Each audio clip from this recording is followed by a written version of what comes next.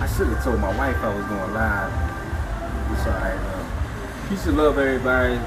This is the Unapologetic Nomads, King Nomad currently in the building. Shout out to everybody who's going to watch this live. Peace and love, first and foremost, to my beautiful wife and my lovely, beautiful daughter, Ayla, who is currently in Abu Dhabi right now. Shout out to everybody who's going to watch this video. This is going to be a very brief video because my phone is about to die, but a very important video. This is brother, and I called his family, the family with the smart daughters, or the intelligent daughter, because their daughters are extremely intelligent, but they get that intelligence from their parents' family. Very intelligent family. And this brother, he's doing his thing out here in East Africa. He actually lived in California, and he moved. He came to visit Rwanda when we were here, probably like a year and a half ago, something like that.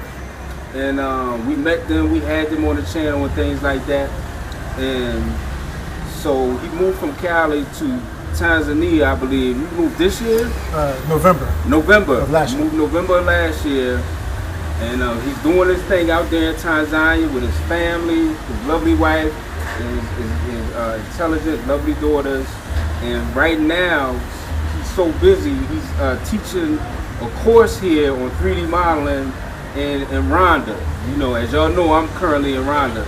So I got to give a special shout out and special love to my good friend, Dev, who is currently in the building.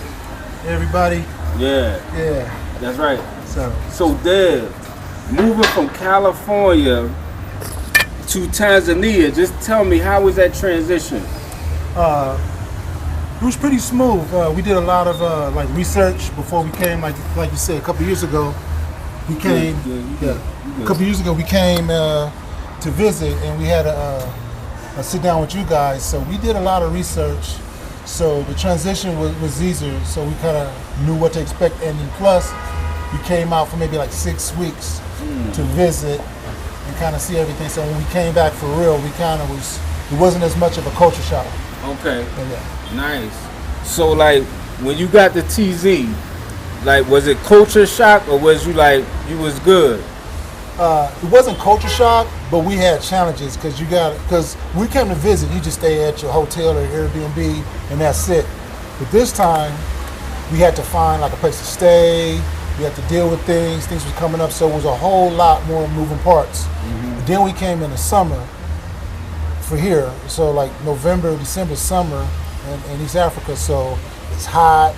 So we had to deal with that. But other than that, it was pretty smooth because it wasn't culture shock. It was just we had to adapt and kind of figure out what we're gonna do.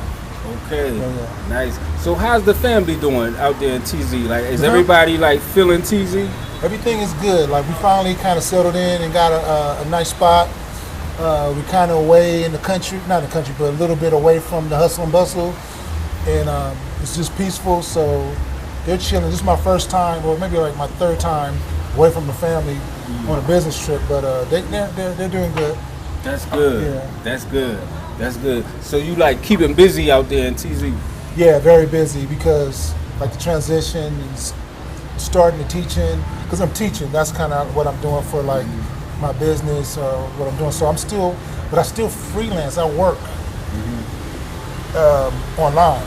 Okay. So I have my own, I make money, but setting up like our lives here in TZ, this is like the first year, so it's a lot of like work to do. So I'm always having something that, and then just living, figuring out, how to get around and everything. We're basically immigrants in a new country, so you got to figure out the culture. Nice, nice. So Louise is Star Gospel. You're asking, so you're in TZ Rwanda. Right now, the brother Dev is in Rwanda. His family lives in Tanzania. He moved to Tanzania. He's in Rwanda teaching a course because when he came out here in Rwanda the first time, I believe you made a lot of connections out here and things of that kind of a nature, right? I actually connected with the guy that I'm working with now from watching your video. You guys did a show with him, and I'm watching it, and he was talking about how they're trying to get into 3D animation, 3D modeling. That's what I do. So I actually cold called the guy. Watched the show, doing one online. I cold called the guy and called him, and we had been talking for about like 5 or 6 months. And finally, he's kind of like, well, just call me back when you get a plane ticket and come out here. So when we came out to visit and we met with you guys, I met with him too. And from that point to now, we've been like working together, and this is like the first time that I'm actually coming out. They flew me out to teach for a week, and we're trying to figure this out. Might be coming back and forth from time to time. Yeah. Nice. So you were living in California. Is that the city of dreams? City of Los Angeles? It was like growing up in California, like growing up like in the 70s and 80s. It's beautiful. Yeah, California is California. It is beautiful. Yeah, California's still California, but like anything, yes, the U.S. prices, everything has changed. A lot of people are leaving California, so we kind of got caught up in that. Like, you know, you grow up and, you know, you have success. I was doing well, family's doing well, and it's just like trying to maintain.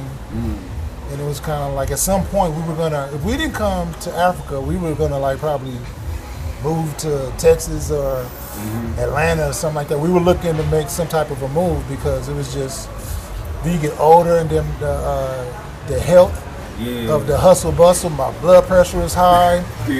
All this stuff, trying to eat good, and you gotta drop. So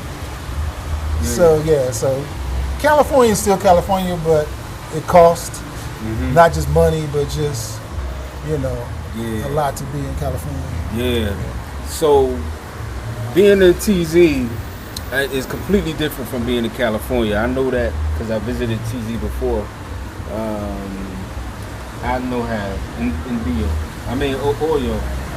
I know how. Being in TZ is a lot different, and far as opportunities go, like I know in California there's a lot of opportunities to make money and get jobs and stuff like that and sustain yourself. Even though prices are high, you can find a job and you can, you know, sustain yourself. Being in TZ might be a little different.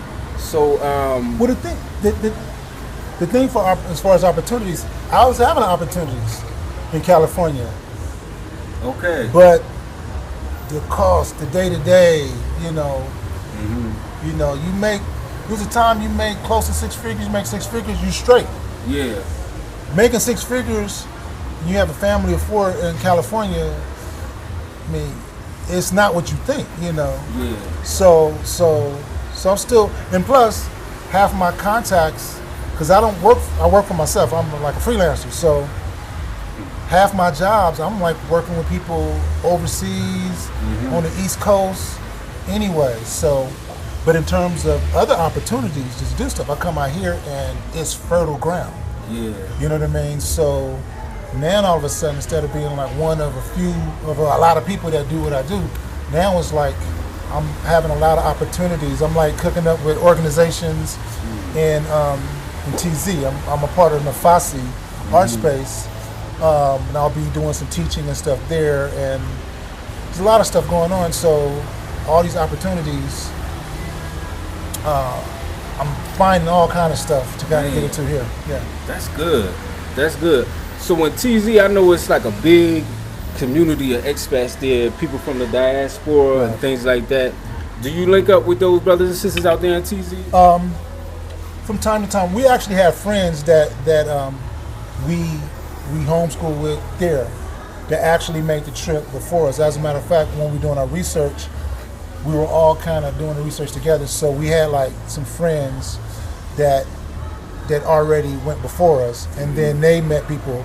So as we came in, we kind of had a little bit of a community. So we do have people that we know, and then it's like you said, it's a lot of other YouTubers. You know, it's people that you see, like you know, and so once we got there, we start seeing them, like, hey. So it's like I'm talking to them, and it's like, and they know that I know them from YouTube or whatever. Like Biggs, I ever tell you when I saw Biggs? Yeah, you told me the first time. Yeah, you said you saw him like a couple of times. So it's a YouTube. Well, he's not a YouTube. He's just a guy. Yeah, he's popular. He's popular. So we go. The first place we first get there, we stop to eat at some restaurant, and it happened to be a restaurant that he owns. So we sitting there eating, and he come down the stairs, and I'm like, Biggs. He don't know me. Yeah. He just looked at me. So That's what's up. yeah.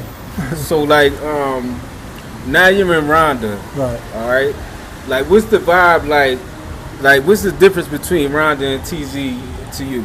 So Rwanda is absolutely beautiful, very nicely manicured, really nice, really beautiful, organized, great place. TZ, you mentioned something like how TZ is so different than California. Actually, TZ, at least Dar es Salaam, was really similar to Los Angeles in that it's on the ocean. Rwanda is landlocked. Okay. So that was another thing. From being from California, being away from like the ocean was a little bit different. So TZ also, is it dying? No, you got it. So TZ also is a bigger city. So there's a lot going on. So Rwanda's real kind of quiet, not quiet, but it's compared to Dar, it's a little slower vibe. Okay. Yeah. Okay. So it's a slower vibe. You said in Dar or here? Here. Here. Okay. Here. Overall, kind of like Dar is like a really big city. Okay. But Rwanda is just really beautiful, and they're real progressive. They're doing a lot of stuff, like you're doing the 3D modeling. They like a lot of technology. There's a lot of opportunity here. But yes, we made our choice. Dar was a little bit, maybe more our speed. Okay. Or we just picked it, and it's working out. That's good. Yeah. That's good. Yeah. So like, as far as like it comes to us in America, do you believe that some of us in America, or just Black Americans, should move outside of America to live a more comfortable life? Or how do you feel about that? I feel so. I have a Pan-African streak in me from the standpoint. I think across the board, all Black people should have some connection or brotherhood. So for us, I think this is a great opportunity. So for those who want to come, I just think in general, like the world is like globalizing and stuff. So we stay in our neighborhoods, we stay in our cities, and it's kind of like everybody all over the world are going around doing stuff. But come here to Africa, it's like all kind of people, different races here doing business, doing stuff. And so I think for those who want to make a change, who want to get out and see the world, there's a lot of opportunities. And I think like just growing up, we have all these misconceptions about Africa, and it's not what you think. You know what I mean? It's what you think, and it's not what you think. It is Africa, you know, but you know, like it threw us, like before we came, we were thinking like, okay, what is it like? But after we start doing the research and seeing stuff and actually visiting, it's kind of like, you know, we go to the mall every weekend. You know, we go to dinner, we do stuff, you know. You know. Nice. Man, look, I appreciate you, Dev, for coming through. My phone about to die. I'm getting the notices and everything. Okay, but so look, let's man, shut this down then. So look, what we gonna do, family, maybe like one day this week, I'm gonna have Dad back on, and we're gonna go in further of what we're talking about, because this is a very brilliant gentleman right here, and he has a lot of game on a lot of things, especially like 3D animation, moving here to the continent. Somebody asked about residency and TZ. You know, we could brush on that and talk about that and things like that. Yeah. So we're gonna postpone this one till later, family. But peace and love to all the beautiful people out there.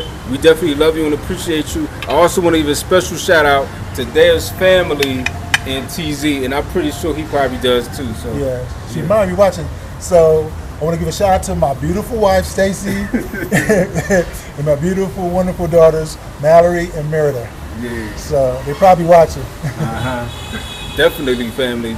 And we love y'all. We appreciate y'all. Make sure y'all continue to tune in to the Unapologetic No Mads family. All right, peace.